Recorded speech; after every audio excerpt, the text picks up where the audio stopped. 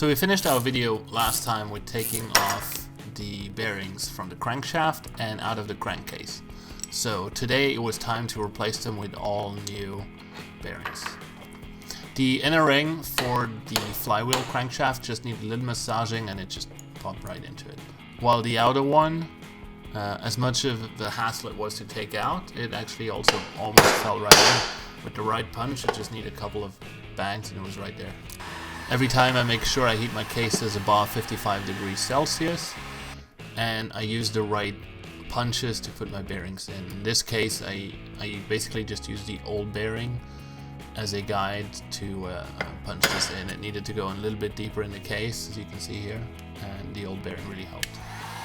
Same thing to the rear axle one, heat it up, slide your bearing in and just punch it in until it's properly seated, and then put a little bit of oil on it. I forgot to record the clutch side bearing one, but that gives us a chance to go straight into actually the clutch and rebuilding clutch. Now on to rebuilding the clutch, but before we can do that, it's necessary to soak your cork plates in gear oil at least overnight. I like to use SAE 30 non-detergent oil because it does not attack brass bearings.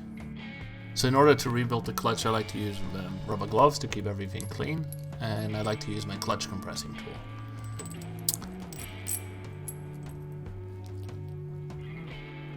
I slide it through the big washer on one side and then put the other washers and the nut onto the other side.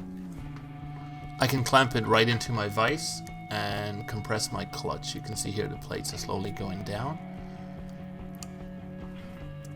And once they're out, the safety clip just basically pops right out with a push of a screwdriver. Then decompressing the clutch makes it easier to pull the plates out. And after I take the whole tool off, I can take the primary clutch gear off, as well as the plate underneath, and have access to the springs. With the base plate out, it's always nice to inspect them, especially these brass sliding bearings, they like to get eaten up. This one looks fine, I just oiled it up.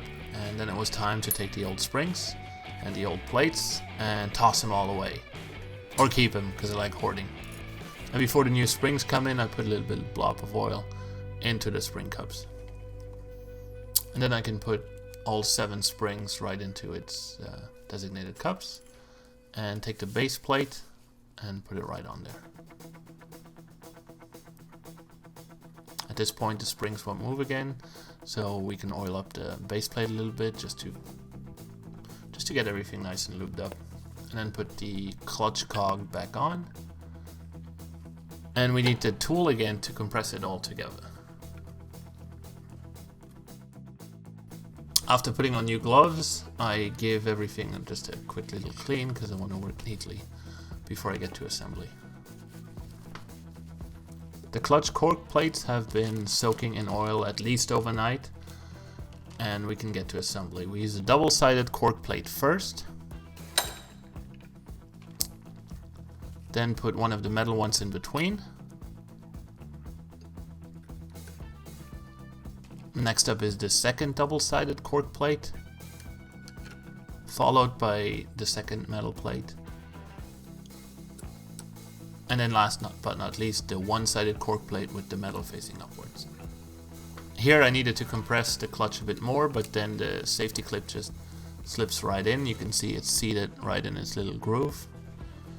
And we can take our compressing tool off for one last time and give it a check if everything is clean. I don't like throwing stuff away, so I reuse the Ziploc bag with oil in it to store the clutch until I get to put it back into the engine.